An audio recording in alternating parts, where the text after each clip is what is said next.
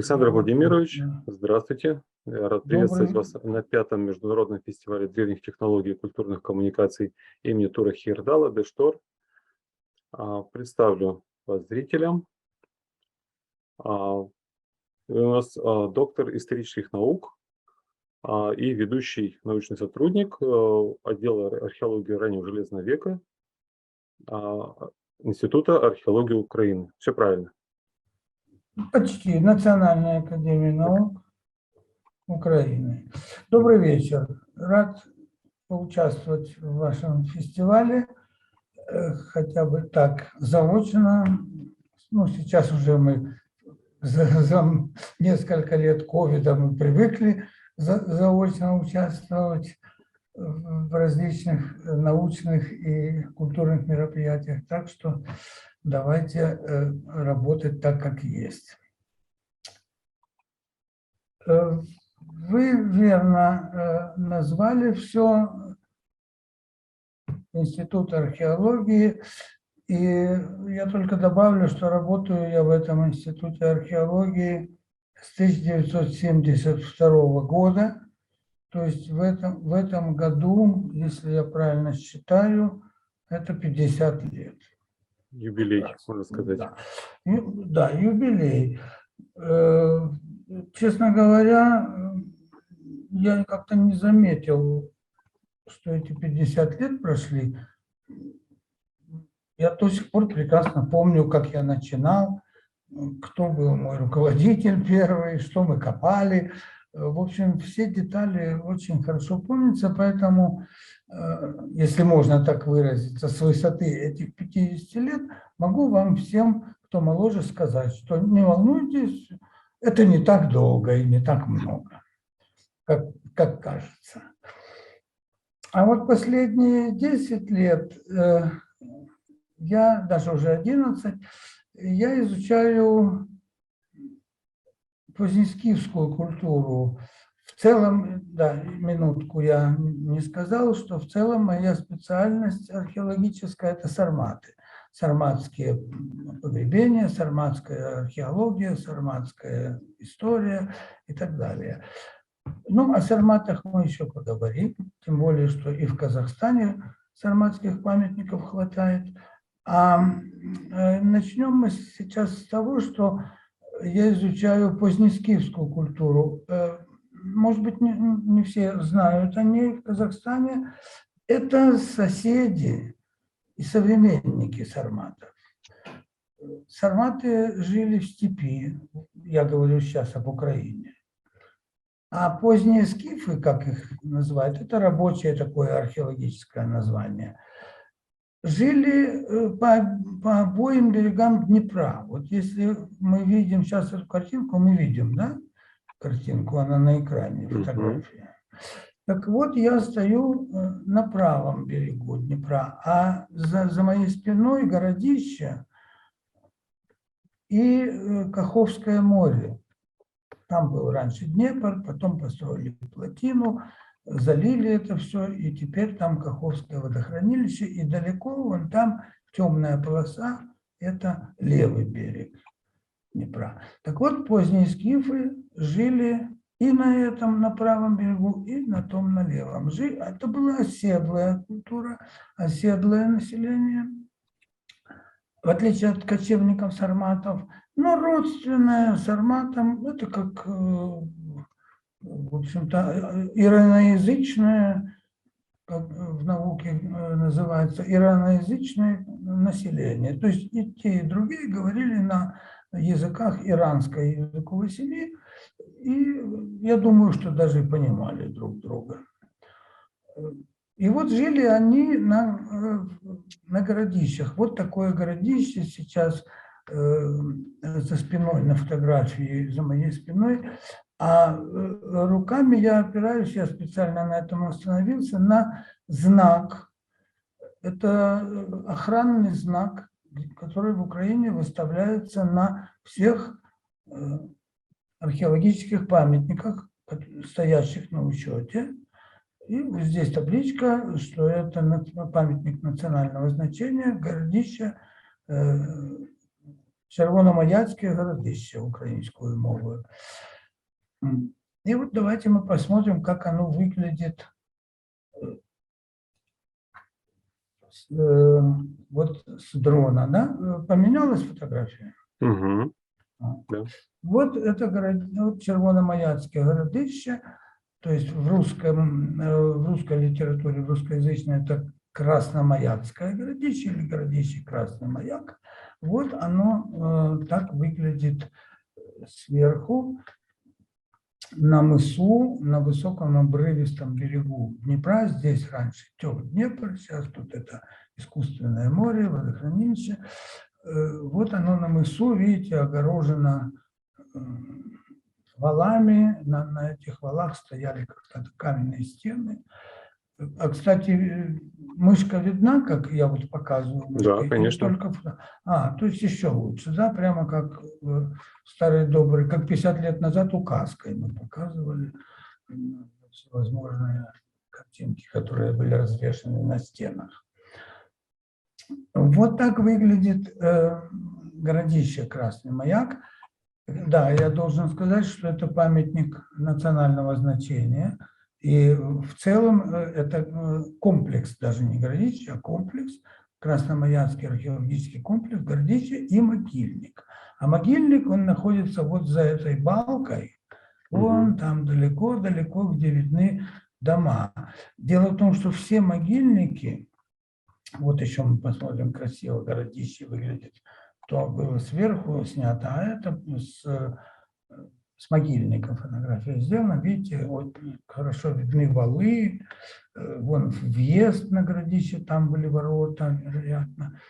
Оно еще не раскапывалось и вряд ли будет раскапываться в ближайшее время, но таких городищ по всему правому берегу Днепра 12. Вот где-то там, где сейчас стрелка мышки, следующее городище Змиевское, а выше по Днепру за 10 километров Консуловское, это как цепочка такая городище стояла на Днепре. Да, так вот, за той балкой находится часть села Красный Маяк, вот вы ее видите, и могильник. Могильник всегда, если городища стояли на берегу реки, то могильники позднескифские всегда располагались дальше в степи.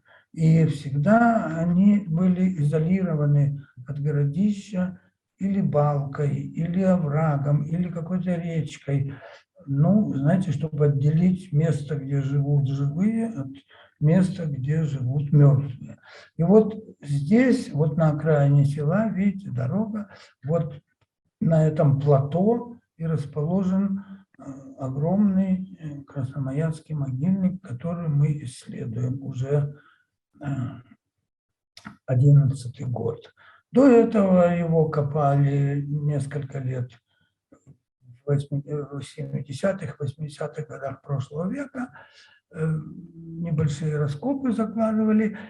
И хуже всего другое, что его в 2000-х годах, в эти тяжелые 90-е годы, грабили. Грабили его, вот видите, вот эти оспины, эти ямки на мысах. Это все следы грабительских покопов. Вот они тут черных лазили. археологов, да? Да, черных археологов.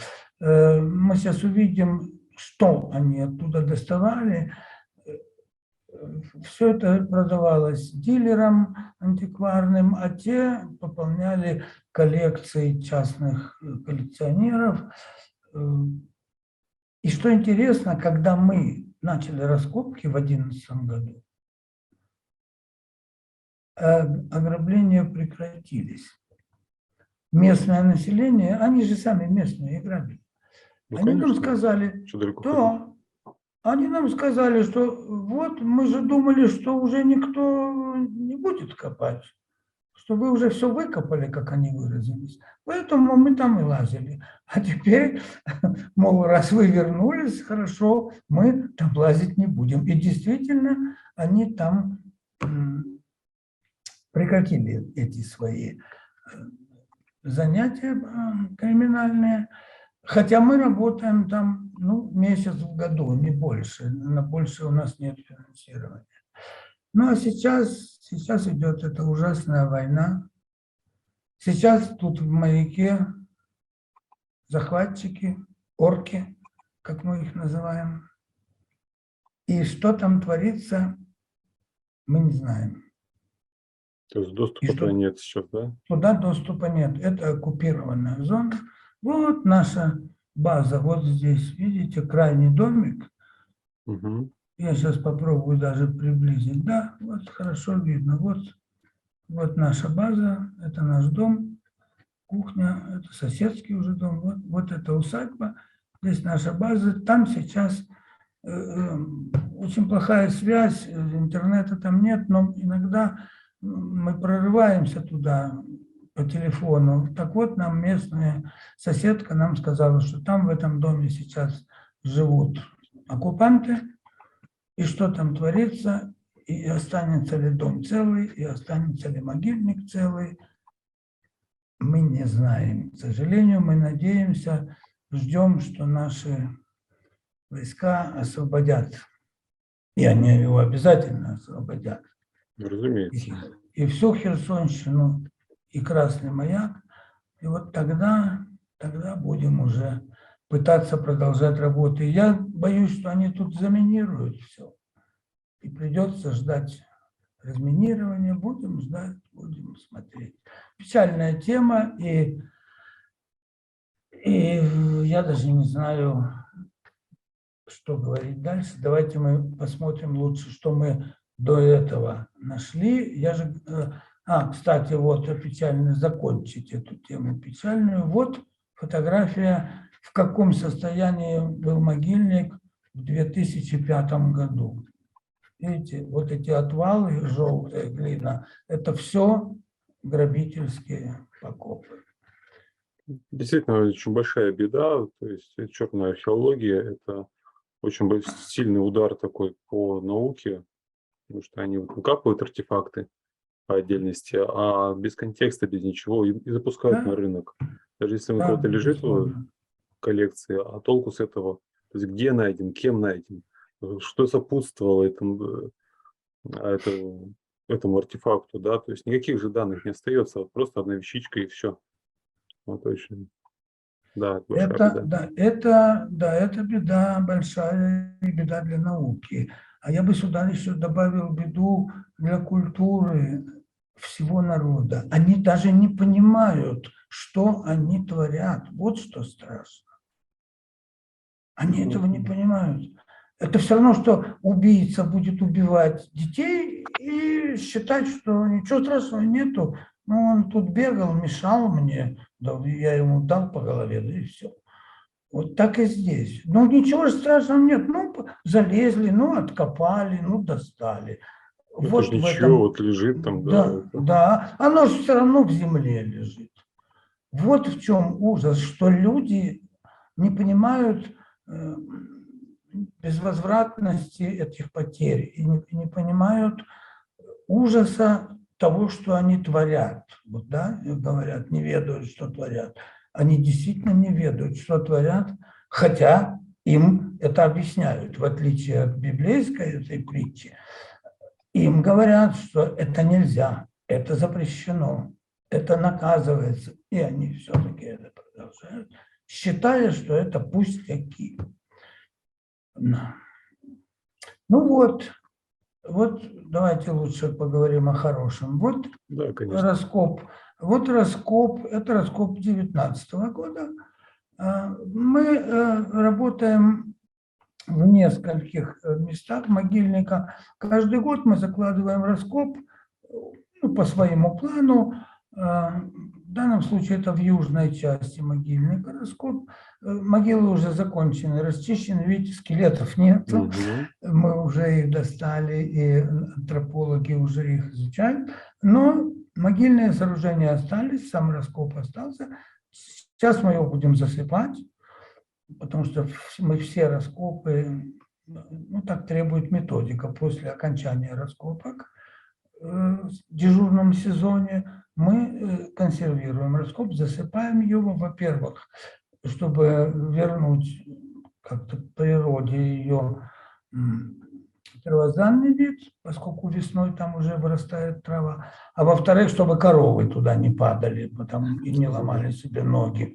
Сколько там глубина раскопа получается? Здесь не глубоко, здесь чуть больше метра, но ямы-то сами Ну да. по себе еще глубокие. В общем, дно ямы около 2–2,5 метров от борта раскопа. Так что загудеть, если туда, то не только корова и человек шею себе сломает, поэтому нельзя Конечно. оставлять незасыпанные раскопы. Мы их фиксируем, чертим, фотографируем. Вот видите, вот в таком чистом состоянии все видно, все зафиксировано, все, вон речка стоит, все, информация абсолютно не потеряна, так что можно спокойно засыпать. Ну, а вот одна из могилок, вот эта, вот она, катакомба.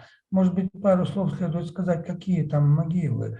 Это в позднескифской культуре самый распространенный тип погребального сооружения был катакомба, как мы называем, или склеп, земляной склеп. Он состоит из входной ямы, вот она, видите, входные ямы мы фиксируем почти у самого дна, поскольку выше они в черноземе не видны, а видны только уже на фоне материковой глины. Вот входная яма, и вот в одной из стенок входной ямы выкапывалась пещера такая, собственно, катакомба или камера, и в ней уже хоронили покойников. Вот они, например, две женщины, двойное погребение. В позднескифской культуре это были семейные склепы, поэтому там есть и по 3, и по 4 скелета. Вот видите, первый скелет они отодвинули к стеночке, вот кости распались, но хотя еще скелетизация не произошла. То есть это второе похороны были буквально через год-два после первых. Вот они отодвинули этот скелет и положили нового покойника. Скорее всего, это родственники. И мы собираем антропологический материал для того, чтобы делать ДНК-анализы. Еще там, я не знаток этих всех биологических анализов, но мы определим степень родства даже этих вот покойников, похороненных в одном склепе.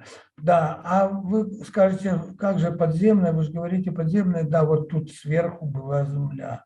Это просто мы вскрываем сверху, чтобы не лезть под землю. Опять-таки техника безопасности не позволяет нам это делать, потому что уже склепы, своды плохо держатся, и достаточно проникнуть туда воздуху, как он подсохнет и может упасть и искалечить или насмерть раздавить исследователя. Поэтому мы вскрываем эти склепы сверху, с потолка, так сказать, и дальше уже спокойно работаем, не боясь обвала, ничего. А находим мы там вот такие, например, вещи. Здесь это вот фрагмент из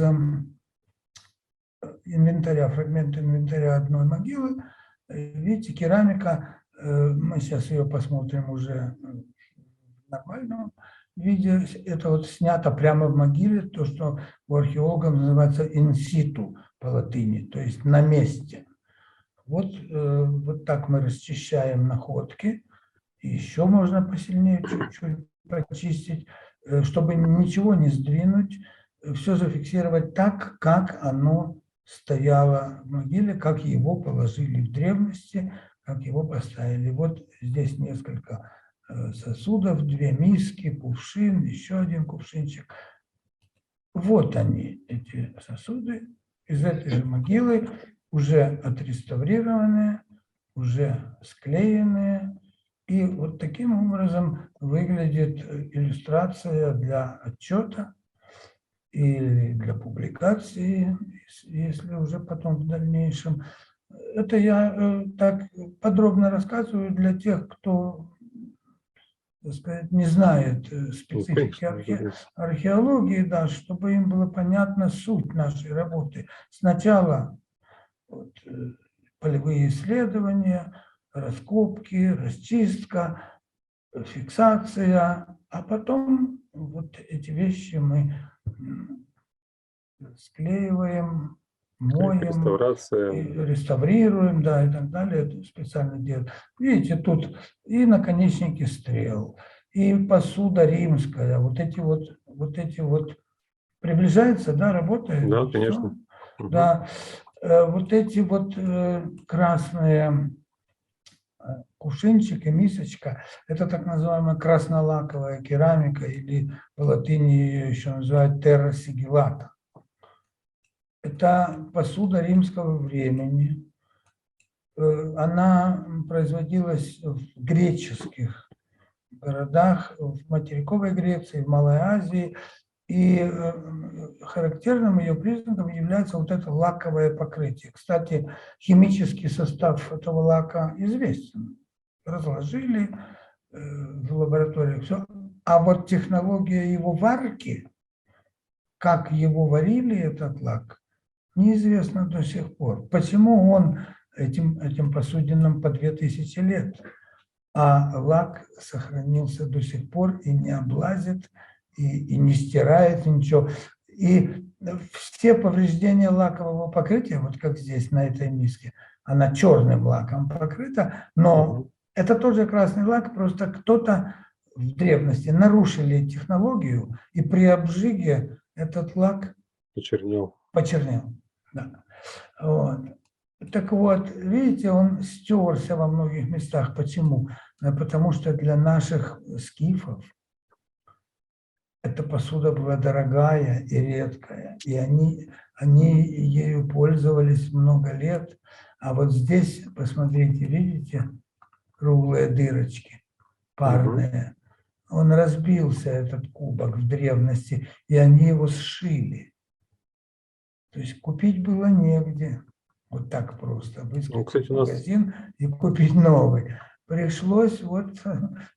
Они его, конечно, склеили чем-то, каким-то рыбьим, скорее всего, клеем, и еще и прошили, скорее всего, или сухожилиями, или, может быть, даже проволочками,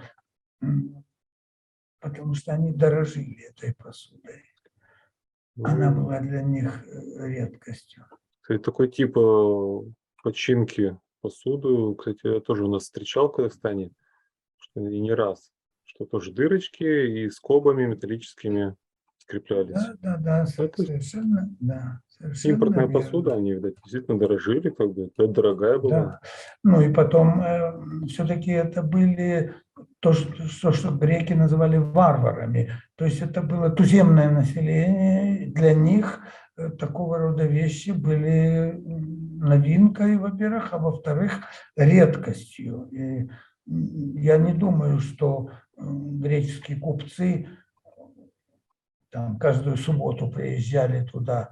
Скорее всего, это, как обычно, на торжищах раз в год, скорее всего, осенью после уборки урожая, поскольку эти люди, скифы, они выращивали хлеб на продажу грекам. Об этом свидетельствует множество зерновых ям, которые мы находим на поселениях, на городищах.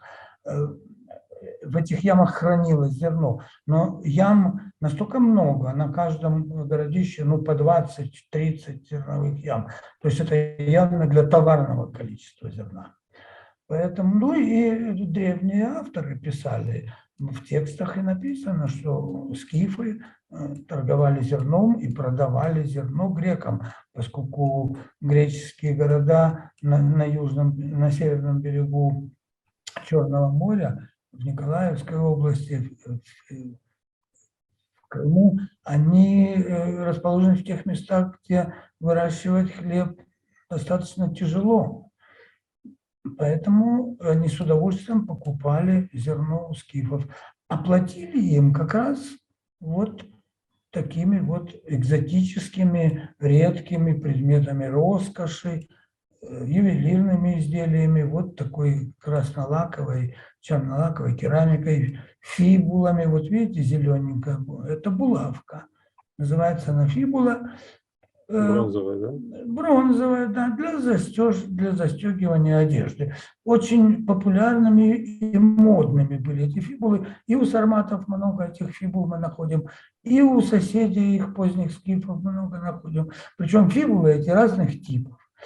Это изобретение кельтское, это западноевропейское изобретение. И в Западной Европе эти фибулы изучаются уже добрых 200 лет, начиная с середины XIX века. И изучаются, конечно, успешно, и созданы типологические схемы. Большинство фибул имеют уже дату, то есть доказано, что такая-то фибула такого-то типа датируется там, серединой 1 века нашей эры, а другая датируется концом 1 века другого типа и так далее. Что я хочу сказать, что эти фибулы очень удобны для нас как датирующий материал. Благодаря и вот датировке этих краснолаковых посудин, которая тоже хорошо разработана, и благодаря датировке фибул мы датируем свои могилы, определяем их хронологию. Опять-таки, это я рассказываю не вам, конечно, а тем, кто будет это смотреть и слушать, не археологам, чтобы они могли составить себе представление, опять-таки, о нашей работе, о научной стороне нашей работы. А вот здесь мы видим как раз вещи собственно скифские, иголы, шила, железный ножичек, пряслица, то есть грузик для нитки, когда они сучили, да, сучили нитки или из растительных каких-то волокон, или из шерсти, они же разводили овец. Вот они подвешивали такое пряслице для веса. Скромные бронзовые серьги, тоже, скорее всего, своего изготовления. У них же были свои кузнецы и свои гончары. Вот здесь нет этой скифской посудинки. Они делали такие более простые вещи, иногда подражание таким вот кубкам или мисочкам. Ну, вот в целом, да, и помните, я говорил, что я покажу, что эти грабители выкапывали. Вот такие вот вещи. Это типичный инвентарь позднескифской могилы. Золота там нет, хотя иногда встречаются скромные золотые украшения, но нет такого золота, как, допустим, в кургане есть стык. Ну там, да, Прекрасно знакомым казахским археологам или там еще где-нибудь в Филипповке. Нет, такого золота нет, не потому что эти люди были бедные. У них достаток определенный был. Обряд, погребальный обряд, вероятно, был достаточно скромный, и не все, что они имели, они складывали в могилу. Но вот эти вот вещи тоже, к сожалению, ценятся у коллекционеров, особенно вот красный лак. Видите, он же сохраняется хорошо, он же почти не портится, поэтому они с удовольствием покупают, хотя абсолютно не соображают, что это такое, зачем это.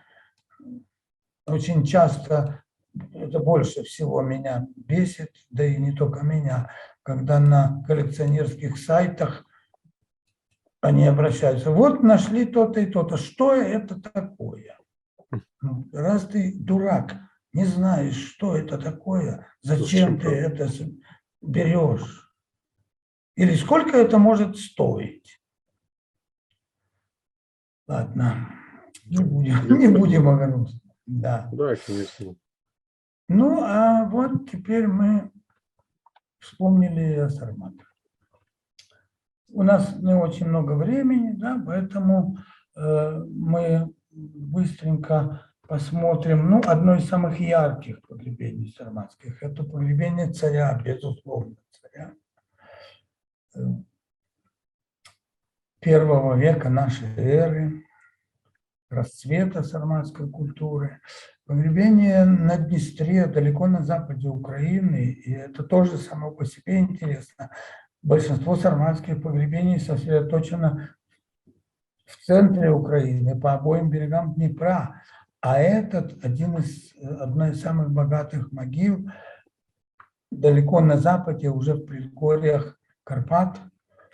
Почему именно там? Почему не в центре своей земли, которую он повелевал?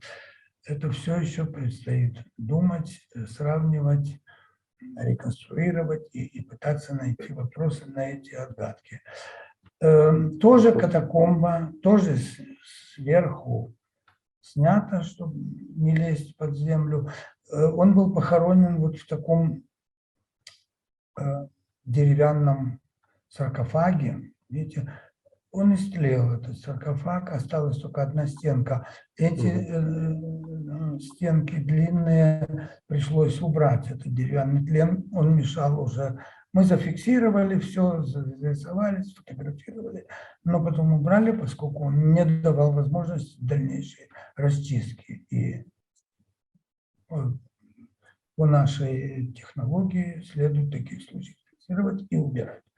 И вот в этом саркофаге деревянном лежал скелет мужчины, а когда хоронили, это было тело, это было, а когда-то еще это вообще был живой человек, и даже мы предполагаем, кто это такой был, мы вернемся к этому.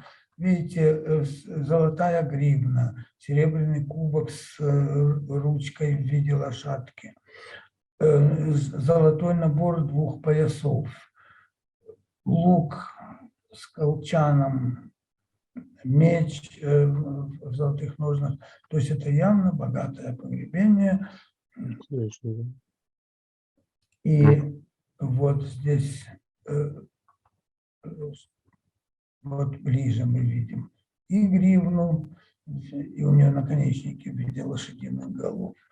И этот серебряный кубок, и вот золотой набор 2 поясов, пояс обычный, которым подпоясывался кафтан его, и портупейный пояс, так называемый, то есть на котором висел меч, вот его пряжки, вот это пряжки пояса, а это пряжки портупеи.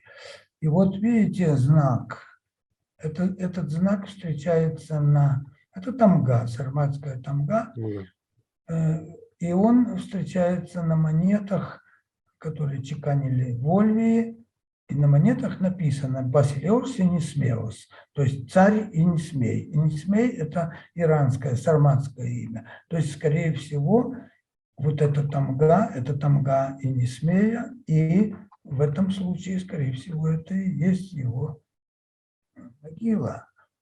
Это редчайший случай, когда можно с большей или меньшей уверенностью идентифицировать даже персонную историческую личность, которая похоронена здесь. И вполне естественно от этого места до Ольвии, где чеканились эти монеты, в лучшем случае 250 километров. Это 2 конных перехода.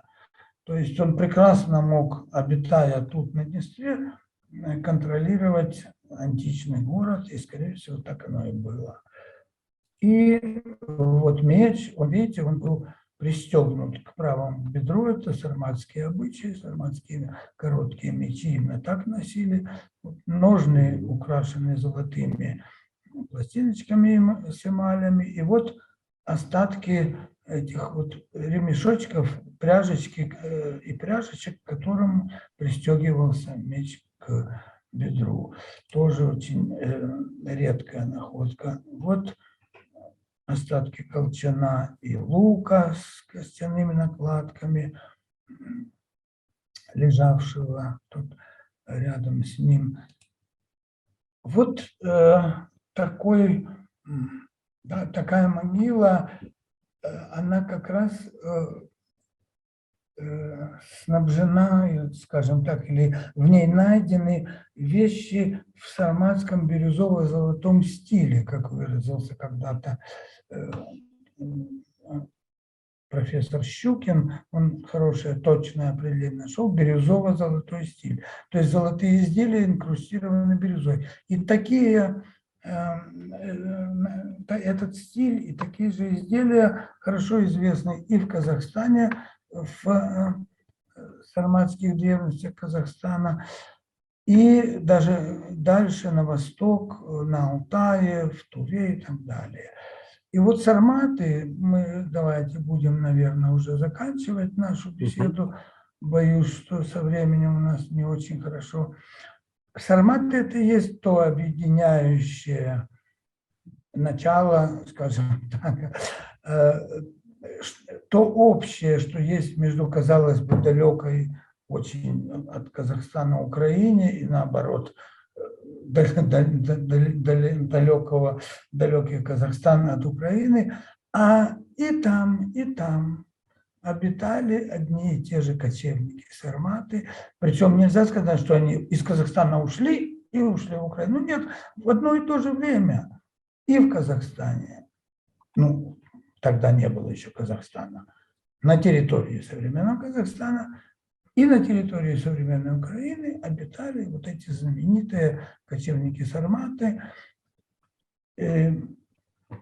На территории Казахстана было расположено даже государство, кочевое государство, которое нам известно по китайским источникам, оно называется Кангю на китайском языке. И археология этого Кангюя, она исследуется казахстанским ученым Александром Подушкиным, моим хорошим приятелем. Мы с ним знакомы и вместе участвовали в конференциях. Так вот, он выделил так называемую арысскую археологическую культуру. Это своеобразная культура кочевников, не будем на ней останавливаться подробно, вы можете почитать это в книжке Подушкина, но что я хочу подчеркнуть, что материальная культура арысской культуры, населения арысской культуры, очень похожа на сармат. У них такие же мечи, как у сарматов, такие же фибулы, только очень редкие. У наших-то их много. За границей было рядом, так сказать, Европа была рядом. До Казахстана фибулы долго ползли, поэтому их там мало. Украшения такие же. Единственное, что чем отличается арысская культура, своеобразие ее, это погребальные сооружения, хотя такие же, как у сарматов, катакомбы, но немножко других конструкций, глубже, с длинными подземными ходами, но тем не менее идея та же. И керамика местная, среднеазиатская,